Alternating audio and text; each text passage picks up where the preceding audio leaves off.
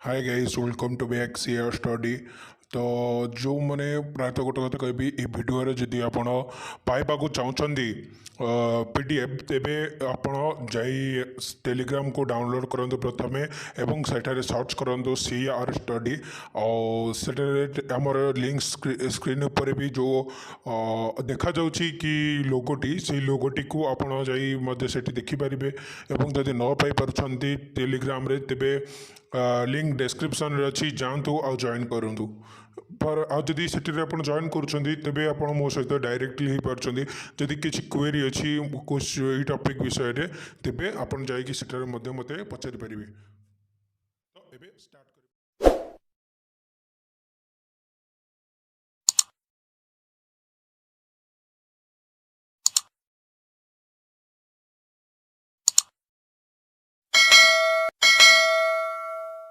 श्रीमान सारला दास निजर प्रथम साहित्यिक कृति ହେଉଛି ବିଲଙ୍କା ରାମାୟଣ। तो ବିଲଙ୍କା ରାମାୟଣ କହିଲେ ଯାହା ଆମେ ଦେଖୁ ଯେ ସେଥିରେ ପ୍ରଭୁ ଶ୍ରୀ ରାମଚନ୍ଦ୍ରଙ୍କର ବନବାସ କଥା ଏସରି ବନବାସରୁ ଆଗମନ କଥା ବର୍ଣ୍ଣିତ ହୋଇ ରହିଛି। ତ ସେଥିରେ ଅନ୍ୟ ଏକ ବିଷୟ ସ୍ୱରୂପ ବାଲ୍ମୀକି ରାମାୟଣ ଭଳି ସମକକ୍ଷତାରେ 7ଟି ଖଣ୍ଡ ରହିଅଛି। କିନ୍ତୁ ବାଲ୍ମୀକି ରାମାୟଣ ଓ ବିଲଙ୍କା ରାମାୟଣ ମଧ୍ୟରେ ଆକାଶ ପାତାଳର ପ୍ରଭେଦ ପରିଲକ୍ଷିତ ହୋଇଥାଏ।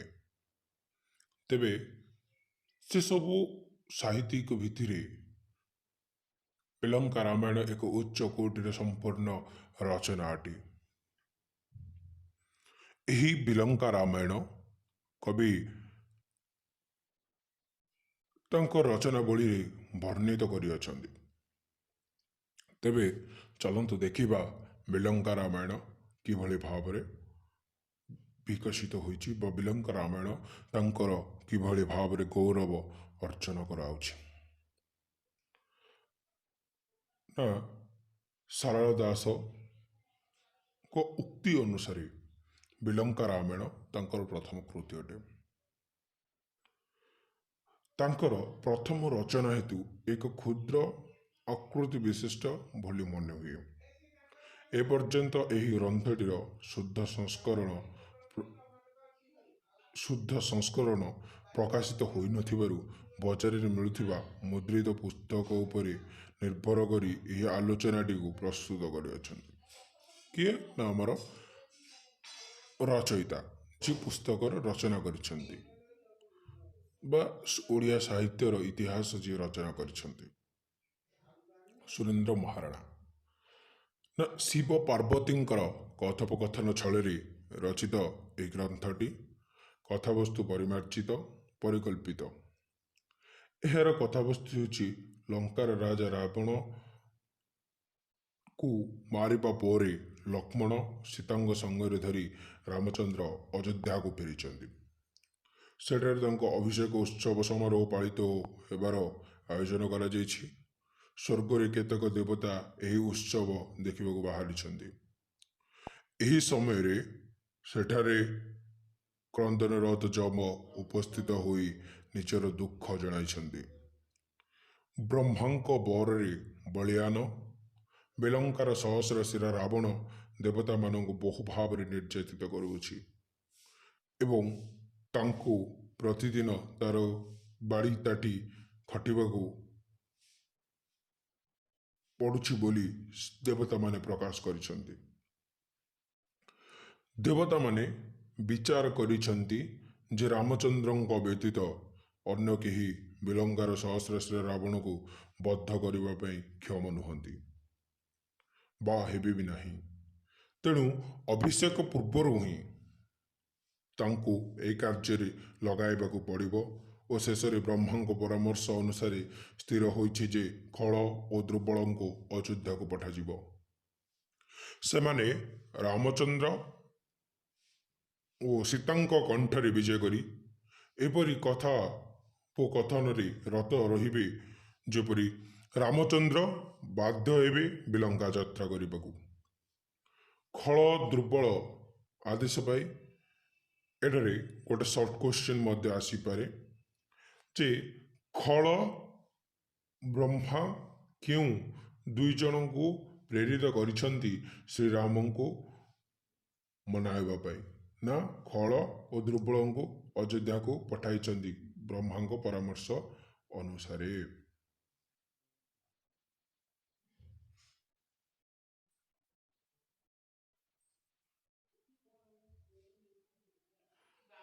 ଅଯୋଧ୍ୟାକୁ ପଠାଇଛନ୍ତି। ତେବେ ସେମାନେ ରାମ ଓ ସୀତାଙ୍କ କଣ୍ଠରେ ବିଜେ କରିଛନ୍ତି। କଥୋପକଥନରେ ରତ ରହିବେ ସେମାନେ, ଯେପରି ରାମଚନ୍ଦ୍ର ବାଧ୍ୟ ହେବେ ବିଲଙ୍କା ଯାତ୍ରା କରିବାକୁ। ଖଳ ଓ ଦୁର୍ବଳ ଆଦେଶ ପାଇ ଅଯୋଧ୍ୟାକୁ ଯାଇଛନ୍ତି।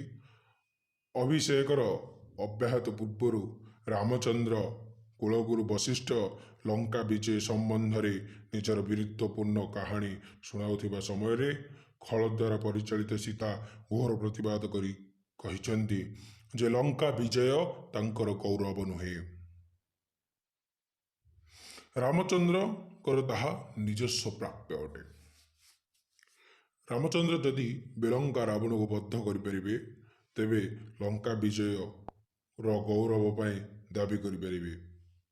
ଯଦି ସୀତାଙ୍କ ମୁଖରେ କହିଛନ୍ତି ତୁମ୍ଭେ କିବା କଷ୍ଟ ପାଇଅଛ ଦେବରାଣ, ମହାକଷ୍ଟ ପାଇ ମୁହିଁ ମାରିଲି ରାବଣ, ଏମନ୍ତ ପ୍ରତିଜ୍ଞା ଯେବେ ଅଛି ରଘୁସାଇଁ, ବିଲଙ୍କା ରାବଣକୁ ମାର ଏବେ ଯାଇ। ସୀତାଙ୍କ ମୁଖରେ ପ୍ରତିଫଳିତ ହୋଇଥିବା ଏହି କବିତାଟି ସତରେ ଯେପରି ମନୋରମ ହୃଦବୋଧ ହୁଏ। ରାମଚନ୍ଦ୍ର ସୀତାଙ୍କର ଏପରି ଅପ୍ରତ୍ୟାଶିତ ବାକ୍ୟ ବାଣରେ ଉତ୍ତ୍ୟକ୍ତ ହୋଇପଡ଼ିଛନ୍ତି। ସାଧାରଣତଃ ଆମେ ଯଦି ଆମ ଓଡ଼ିଆ ପରିବାରରେ ମଧ୍ୟ ଦେଖିବା ଯେ ଯଦି ସ୍ୱାମୀ ସ୍ତ୍ରୀଙ୍କ ଭିତରେ କିଛି ଝଗଡ଼ା ହେଉଛି ତାହେଲେ ସ୍ୱାମୀଟି ଯଦି କିଛି ରାଗରେ ସ୍ତ୍ରୀ ଯଦି ଉତ୍କ୍ଷିପ୍ତ ହୋଇ କିଛି କହିଦେଉଛି ତାହେଲେ ସ୍ୱାମୀ ଶୀଘ୍ର ରାଗି ଯାଉଛି, କାରଣ ତାହାର ପୁରୁଷତ୍ୱକୁ ଏହା ବହୁତ ବାଧିଥାଏ। ଏହି ଦୃଷ୍ଟିରୁ ସେ ସମୟର ସାଧାରଣ କଥାକୁ ବି ମଧ୍ୟ କବି ସାରଳା ଦାସ ନିଜ ଗ୍ରନ୍ଥରାଜିରେ ପ୍ରକାଶ କରିଛନ୍ତି। ଏକ ଅମୂଲ୍ୟ ପ୍ରତିଭା ଭାବରେ ଏକ କବିତା ମାଧ୍ୟମରେ ବା ଏକ ତାଙ୍କ ଗ୍ରନ୍ଥରାଜିରେ। ଇଏ ତ ସାଧାରଣତଃ କଥା ଥିଲା। ସେ ସୀତାଙ୍କ ଆହ୍ୱାନକୁ ଗ୍ରହଣ କରି ବିଲଙ୍କା ରାବଣକୁ ସଂହାର କରିବା ପାଇଁ ବାହାରିଛନ୍ତି। ଦେବତାମାନେ ତାଙ୍କୁ ଆକାଶ ମାର୍ଗରେ ଉଡ଼ାଇ ନେଇଛନ୍ତି। ପ୍ରଚଣ୍ଡ ପର୍ବତ ଉପରୁ ସେ ବିଲଙ୍କା ନଗରୀ ଉପରେ ଦୃଷ୍ଟି ବୁଲାଇ ଆଣିଛନ୍ତି। କୌଶଳ କ୍ରମେ ବିଲଙ୍କା ନଗରୀର ଦକ୍ଷିଣ ଦ୍ୱାର ସେ ପ୍ରବେଶ କରିଅଛନ୍ତି। ତେବେ ଯଦି ଶ୍ରୀରାମ ବିଲଙ୍କା ନଗରୀର କେଉଁ ଦ୍ୱାର ବାଟେ ପ୍ରଥମେ ପ୍ରବେଶ କରିଛନ୍ତି? ନା ବିଲଙ୍କା ନଗରୀର ଦକ୍ଷିଣ ଦ୍ୱାର ବାଟେ ସେ ପ୍ରବେଶ କରି ଅଛନ୍ତି।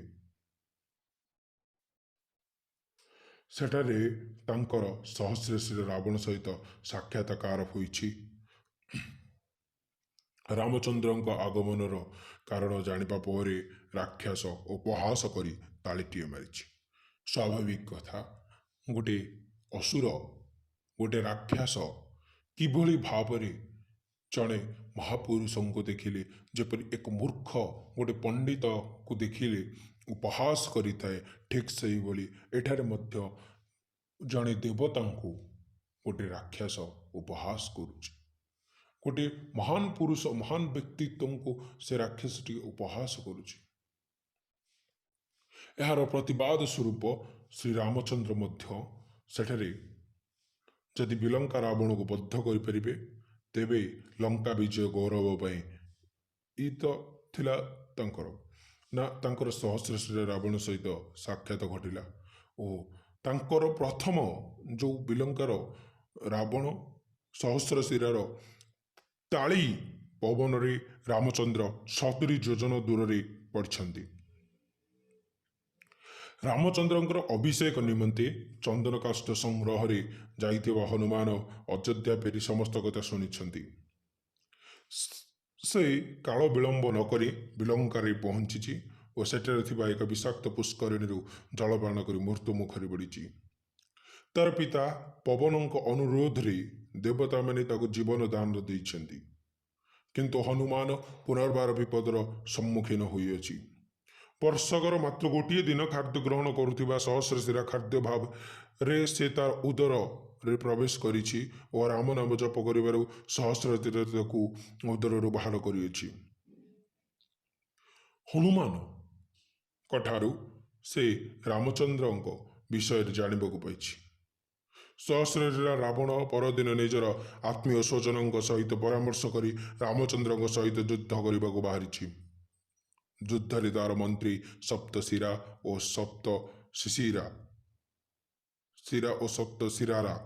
ଶିରାର ପୁତ୍ର ନାଭି ଦୈତ୍ୟ ଶୁମ୍ଭ, ନିଶୁମ୍ଭ, ପ୍ରଳମ୍ବା, କଦମ୍ବା, ତିଶିରା, ଶତଶିରା ପ୍ରଭୃତି ରାକ୍ଷସ ଗଣ ତା ସାଥିରେ ଯାଇଛନ୍ତି ଯୁଦ୍ଧ କରିବାକୁ। ଯେପରି ବାଲ୍ମୀକି ରାମାୟଣରେ ରାବଣକୁ ବଦ୍ଧ କରିବାକୁ ତାର ସଖା ସହୋଦର, ଭାଇ ବନ୍ଧୁ, ଜ୍ଞାତି କୁଟୁମ୍ବ ସମସ୍ତେ ସାଥ ଦେଇଥିଲେ, ଠିକ୍ ସେହିଭଳି ଏଥିରେ ମଧ୍ୟ ଯେଉଁ ସହସ୍ରଶିରା ରାବଣ କଥା ବର୍ଣ୍ଣିତ ହୋଇଅଛି ତାହାକୁ କବି କିଛି ମାତ୍ରାରେ ବାଲ୍ମୀକି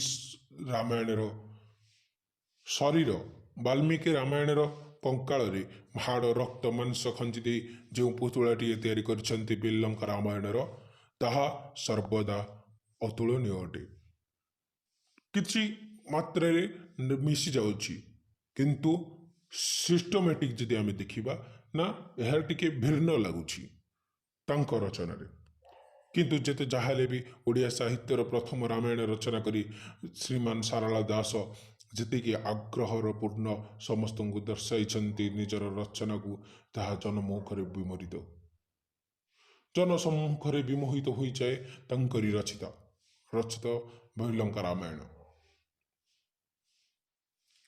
ରାମଚନ୍ଦ୍ରଙ୍କ ସହିତ ସେମାନେ ଯୁଦ୍ଧ କରିଛନ୍ତି, କିନ୍ତୁ ସକଳ ଚେଷ୍ଟା ସତ୍ତ୍ୱେ ସହସ୍ରଶିରା ନିହତ ନ ହେବାରୁ ରାମଚନ୍ଦ୍ର ହତୋତ୍ସାହ ହୋଇପଡ଼ିଛନ୍ତି। ଦେବତାମାନେ ତାଙ୍କୁ ପରାମର୍ଶ ଦେଇଛନ୍ତି ସତୀ ଶିରୋମଣି ସୀତାଙ୍କ ସାହାଯ୍ୟ ନେଇ ସହସ୍ରଶିରାକୁ ବଦ୍ଧ କରିବା ପାଇଁ।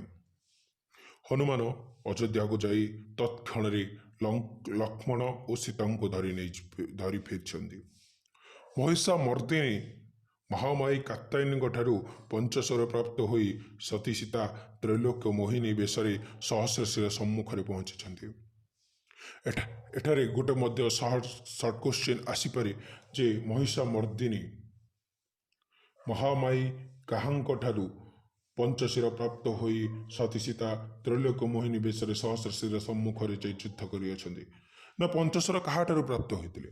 ମହିଷା ମର୍ଦିନୀ ମହାମାୟୀ କାତ୍ୟାୟନୀଙ୍କ ଠାରୁ ପଞ୍ଚଶର ପ୍ରାପ୍ତ ହୋଇଥିଲେ।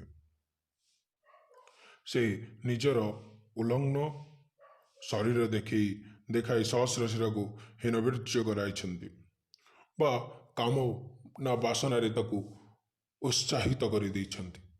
ଫଳରେ ଏହି ଅବସରରେ ରାମ ଓ ଲକ୍ଷ୍ମଣ ଶରବିଦ୍ଧ କରି ଦୁଷ୍ଟ ଦାନବକୁ ପରଦିନ ପାଇଁ ଧରାପୃଷ୍ଠରୁ ବିଦାୟ ଦେଇଛନ୍ତି। ଦେବତାମାନେ ଆନନ୍ଦ ଉଲ୍ଲାସରେ ମାତିଛନ୍ତି ଓ ଶ୍ରୀରାମଙ୍କ ଉପରେ ପୁଷ୍ପବୃଷ୍ଟି କରିଅଛନ୍ତି। ଲକ୍ଷ୍ମଣ ସୀତାଙ୍କ ସହିତ ରାମଚନ୍ଦ୍ର ଅଯୋଧ୍ୟାକୁ ପ୍ରତ୍ୟାବର୍ତ୍ତନ କରିଛନ୍ତି ଓ ସେଠାରେ ତାଙ୍କ ଅଭିଷେକ କାର୍ଯ୍ୟ ସମ୍ପାଦିତ ହୋଇଅଛି।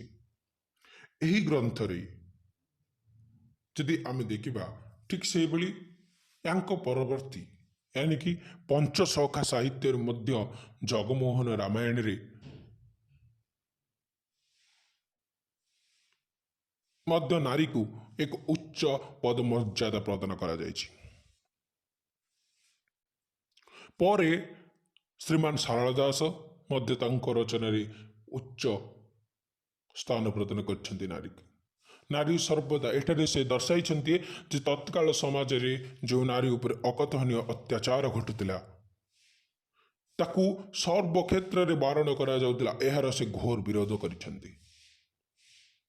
କ'ଣ ନା, ସେ ସମୟରେ ନାରୀକୁ ଯଦି କୁହାଯାଉଥିଲା ଯେଉଁ ବାଳୁତ ବିବାହ ହେଉଥିଲା କିମ୍ବା ନାରୀ ଉପରେ ଯେଉଁ ପରଘର ଜନ୍ମ, ନାରୀ ଜନ୍ମ ପର ଘରକୁ, ଝିଅ ଜନ୍ମ ପର ଘରକୁ, ଇଏ ଯେଉଁ ପ୍ରବାଦ ଥିଲା ଏହାକୁ ସେ ଭୁଲ ବୋଲି ଦର୍ଶାଇଛନ୍ତି। ପ୍ରାୟତଃ ସେ ସମୟରେ ଗୋଟେ ପ୍ରବାଦ ରହୁଥିଲା ଯେ जदि कन्या रजवती हुए तेबे से बाप घर पाई अशुभ अटे। एक मध्य से भूल बोली दर्शाई कारण नारी पुरुष मध्य से जो समानतार प्रतीक देखा ताहा आगामी पीढ़ी बा आम पीढ़ी यह एक चलंत निदर्शन अटे। अनुसरण करने से आमको ओडिया साहित्य रे एक अपूर्व पथ प्रदर्शन कराउछंती। जदि आम एठारे बिलंगा रामायणर साहित्यिक मूल्य देखिबा ना वाल्मीकि द्वारा रचित अद्भुत रामायणर छाया सारला दासंकर बिलंगा रामायण रचित। जदि आमे देखिबा मु एबे टिके पूर्व मध्य कहली जे बिलंका रामायण हेउची वाल्मीकि रामायणर स्केलिटन यानी कि पंचर हाड़ से हाड़ रक्त मांस खंजी देते ओडिया साहित्यर आदि कवि श्रीमान सारला दास। हाड़ रक्त मांस खंजी देवा पर यह किछि अलगा हो जाइछि। बहु स्थल कवि मौलिकता परिदृष्ट हुए। ग्रंथटी सारला महाभारत भली दांडी वृत्तरे रचित। मात्र परवर्ती काल यह मुद्रित रूप देवा काल यार धाड़ी को 14 अक्षर कर दि जाइए किंतु यह दांडी वृत्तरे रचित होता। आध्यात्मिक क्षेत्र में से उदारता प्रदान कर सारला दास केवल निजे नही उदारता देखाई निजे जड़े शक्ति उपासक व शाक्त थिले। ग्रंथरे से झकड़ावासिनी देवी सारला स्तुति करने पर शिव जगन्नाथ सरस्वती प्रभृति देवादेवी स्तुति गान करने भूली ना। प्रायतः एठारे मध्य आमको एक नूतन दिग्दर्शन मिलुଛି कारण आम ओडिया समाज जो जाति कुश्चित परंपरा भितर बंची अछि